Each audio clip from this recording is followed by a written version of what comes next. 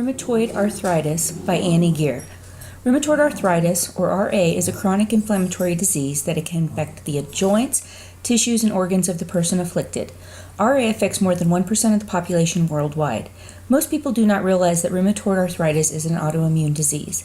Autoimmune disease is defined in the simplest of terms is when the body does not recognize its own antigens and creates an autoimmune response. When an autoimmune response is activated, the body attacks its own cells in defense of a suspected threat. The result of this autoimmune response is inflammation of the synovial fluids in the joints. Inflammation is also seen in the cartilages, bones, tendons, and ligaments surrounding the joints.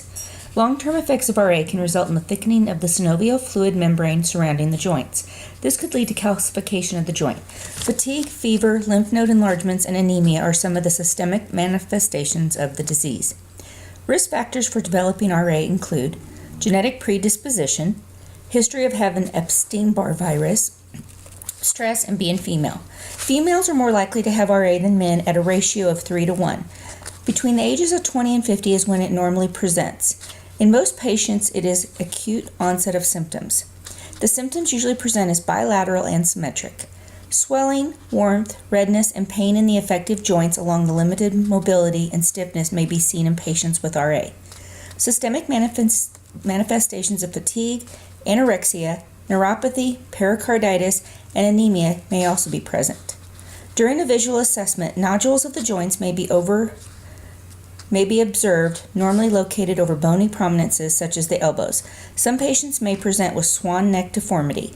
This is a hyperextension of the proximal interphalangeal joint with fixed flexion of the distal interphalangeal joint. Ulnar deviation may be present. This is where the fingers will laterally deviate toward the ulna. Persistent flexation of the proximal interphalangeal joint with hyperextension of the distal interphalangeal joint may be present, and this is called boutonniere deformity. Diagnostic testing for RA may include rheumatoid factor antibody, or Rh factor, erythrocyte sedimentation rate, or ESR, anti-nuclear body titer, or ANA, and white blood cell count, WBC. Rh factor test has a normal range of 1 to 20 or less. In some people with RA, it can be 1 to 40 to 1 to 60, although some people can have RA and not have an elevated Rh factor. ESR is a test that shows the association of the inflammation of the body. An ESR above 40 millimeters per hour can indicate inflammation in the patient. ANA titer, if positive, can indicate the body is producing antibodies against self and may indicate RA.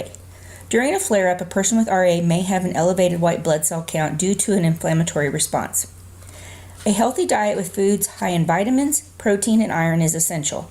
Pharmacological treatments include taking NSAIDs for pain and inflammation. When taking NSAIDs, be aware of the gastric irritability effects. Always take NSAIDs with food or milk to prevent any gastric irritability.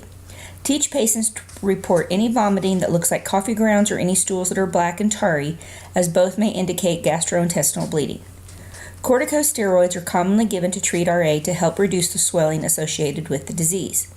Always educate the patient about reporting sore throat, fevers, impaired healing due to steroids may cause neutropenia. Disease-modifying anti-rheumatic drugs, or DMARDs, work at suppressing the immune response which cause pain and inflammation. Management of the disease is to keep flare-ups at minimum and is the goal during treatment because RA is an incurable disease. Lifestyle modifications such as eating healthy, smoking cessation, and exercising regularly are important factors in reducing flare-ups of RA and improving quality of life.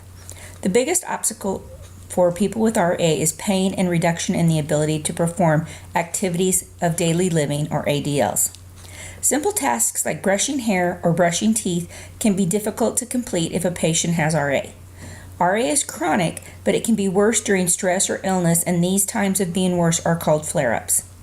It is of huge importance for the patient to recognize when a flare-up is upon them and try to manage the increased symptoms and pain to reduce the duration and intensity of the flare-up. The expected nursing outcome for patients with RA is for the patient to manage pain, reduce the amount of flare-ups and the intensity of the flare-ups, and allow the patient to be able to perform ADLs for as long as possible without assistance. Remission is defined as a complete suppression of the inflammation and prevention of joint destruction. Suppression is the goal of RA management. Support groups for people with RA may help the patient to not feel isolated or alone. The patient may need to have occupational therapy to help maintain ADLs. Education on self-care is of the utmost importance when helping a patient learn and manage RA. The more information the patient has about the disease, the better armed they are to help themselves and manage symptoms of flare-ups and maintain ADLs.